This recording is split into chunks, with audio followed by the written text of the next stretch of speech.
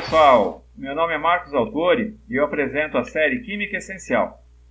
No vídeo de hoje, a gente vai resolver a questão 3 da segunda fase da FUVEST de 2023. Vamos ver então a questão. Em laboratório, os peptídeos podem ser sintetizados com reagentes que promovem a ligação entre diferentes aminoácidos. O EDC é um composto que pode ser utilizado em solução aquosa com essa finalidade, como representado a seguir. Pessoal, não entre em pânico. Eu sei que são equações orgânicas aqui aparentemente complicadas, né? E são meio complicadas mesmo. Mas a sorte é que a pergunta que a gente vai ver, ela não requer que a gente entenda em detalhes essa sequência aqui. Ela está perguntando só estruturas, comparar estruturas. Então vocês vão ver que a pergunta é muito mais tranquila do que parece. Então, aqui acontece o seguinte. O objetivo dessa sequência de reações químicas é formar esse peptídeo aqui, que tem uma cadeia R1 e uma cadeia R2 aqui do outro lado. Então essa cadeia R1 ela vai entrar através de um aminoácido, né? Vai reagir com ele e ela vai ser incorporada na cadeia através desse intermediário, né? Esse intermediário ele não é mais o EDC, né? E ele vai ser atacado aqui por essa amina primária, né? Que vai trazer a cadeia R2. Então esse nitrogênio ele vai entrar no lugar aqui desse oxigênio, né? E a gente tem o peptídeo desejado e o subproduto, né? Que não é o que a reação foi feita para obter o peptídeo. Isso aqui é um subproduto, né? Por isso ele pode ser descartado. Enfim, é um subproduto, né? Mas tem a ver com a pergunta. Só retomando a leitura aqui, então existe o EDC, né? Que promove isso aqui. E um reagente similar chamado DCC, representado acima, também pode ser utilizado para promover o mesmo tipo de reação, mas não é indicado para uso em meios polares como soluções aquosas. Então, o DCC aqui, esse é o outro reagente similar ao EDC. E a pergunta é a seguinte, a primeira pergunta, item A. Escreva no quadro da folha de respostas a estrutura do subproduto formado quando DCC é utilizado em substituição ao EDC. Então, pessoal, como é que a gente vai responder isso aí? Sem perder muito tempo analisando essa equação complicada. A gente tem que se focar nas estruturas do EDC, é claro, do subproduto, né? Porque ele está perguntando a estrutura do subproduto formado em substituição, né? Quando é usado o DCC. Então tem que olhar o subproduto original. E o DCC, é claro. Então a gente tem esse parzinho de moléculas, e aqui está faltando o parzinho dele, né, que seria o subproduto modificado. Então, está aqui o EDC e o subproduto dele. O DCC, e cadê o subproduto? Vamos descobrir, não é difícil, pessoal. Olha, o núcleo aqui é igual, tá vendo? Aqui em cima tem essa ramificação, essa parte da molécula aqui, tá? E aqui tem outra, que é um anel com 6 carbonos. Aqui embaixo, 2 carbonos. E aqui, novamente, o mesmo anel. Então, pessoal, como é que a gente vai resolver isso aqui? A gente vai usar, basicamente, tesoura e cola, né? A gente vai pegar o subproduto, vamos recortar essa parte aqui e colar aqui, essa parte aqui. Embaixo, vamos recortar isso aqui e colar essa parte aqui. Olha só. Por incrível que pareça, essa é a resposta. Então, é comparar estruturas, tá? Em química orgânica a gente faz muito isso. Descobre a estrutura, descobre a substância formada por similaridade de estruturas, né? Que é o caso aqui, né? Recorta e cola. Tá certo, pessoal? Então, a resposta aqui, eu só dei uma endireitada aqui na cadeia, né? Para ficar mais bonito, né? Ok? Mas a resposta é essa. Beleza? Vamos lá. Item B. No item B, eles perguntam o seguinte: o DCC é menos adequado para ser utilizado em solução aquosa do que o EDC, por ser menos solúvel. Indique no quadro da folha de respostas quais tipos de interações intermoleculares justificam a diferença de solubilidade de cada uma dessas espécies em água. Então, para responder essa questão, eu dei uma diminuída aqui nas letras para a molécula ficar maior. que a gente vai olhar as moléculas. Primeira coisa que se nota é que tem uma carga positiva aqui no nitrogênio, ou seja, ele é um cátion, né, um íon. Então esse tipo de interação, né, desse íon com água, né, a água é um dipolo permanente, é o tipo de interação chamado íon, né, íon dipolo permanente, que em meio aquoso é o tipo de interação mais forte. Então ele é bem solúvel por isso, porque é uma interação forte, ele é bem solubilizado na água. Aqui a gente vê que as cadeias aqui não são muito grandes, né? Então ele é bem solubilizado. Por outro lado, esse DCC, ele tem cadeias apolares grandes, né? Então isso dificulta a solubilização dele, né? Apesar dele ter esse dipolo aqui, como outro, essa cadeia apolar está dificultando a solubilização dele. Então como é que seria a resposta? Bom, vamos então ver o quadro de respostas aqui da prova.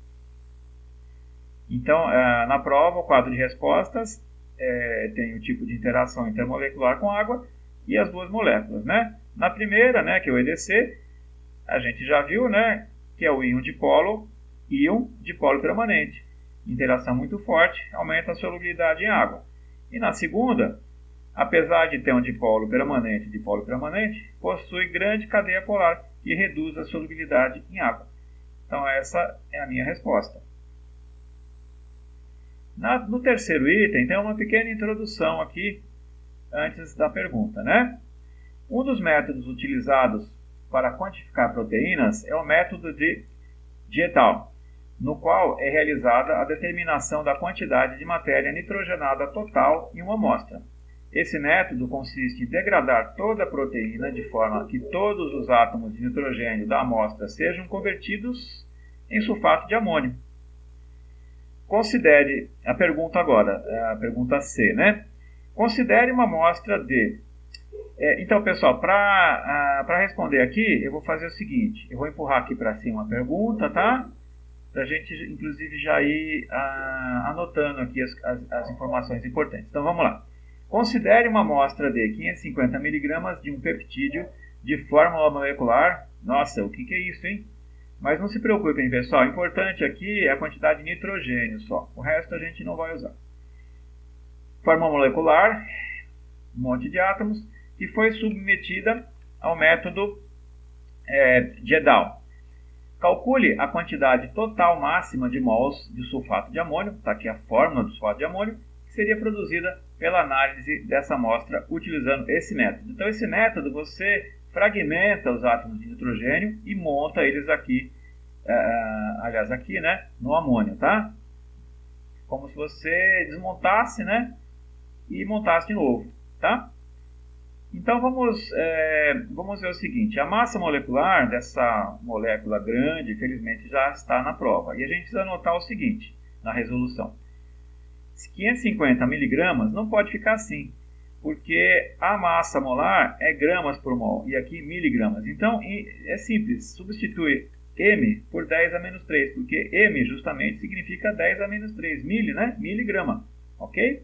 E a gente vai aplicar isso na fórmula, ou melhor, na equação ou na relação que permite calcular a quantidade de matéria em mol a partir da massa em gramas e da massa molar em gramas por mol, né? Que é essa relação aqui. Então, vamos substituir os valores. 550,2 vezes 10 a menos 3, 2.751. Opa, professor, cadê as unidades? Não pode. Então, pessoal, o caso é o seguinte. Eu recomendo que, uma vez que você já está ciente das unidades, viu que está tudo certinho, para fazer as contas, eu sugiro se concentrar nos números. Tá? As unidades, é claro, são importantes. A resposta final, com certeza. Mas uma vez que já tem aí tudo esquematizado, eu recomendo focar nos números, tá? Então, pessoal, pelo seguinte, olha, 550,2, 2.751, parece uma conta difícil. Mas, pessoal, olha bem, esse aqui não tem cara, esse número aqui, se eu deslocar a vírgula para cá, não tem cara de ser o dobro desse aqui, e é mesmo, ó. Esse número aqui, com a vírgula deslocada para a direita, né? Então, é claro, eu tive que diminuir uma unidade aqui no expoente, né? Para poder deslocar a vírgula para cá. Aumentou aqui e diminuiu aqui, né? Certo? Então, aí, esse número é exatamente o dobro desse. Então, já deixar os números prontinhos para quem tem noção de números, né, que isso é muito importante, ter noção numérica, né, saber fazer bastante contas de cabeça, de que dá exatamente 2, sem problemas. Então, a resposta é 2 vezes 10 a menos 4 mol. 2 vezes 10 a menos 4 mol de peptídeo. Continuando aqui a resolução, eu copiei tudo, só que em vez de escrever peptídeo, eu escrevi 2 vezes 10 a menos 4 mol de aquela molécula gigante, que é o peptídeo.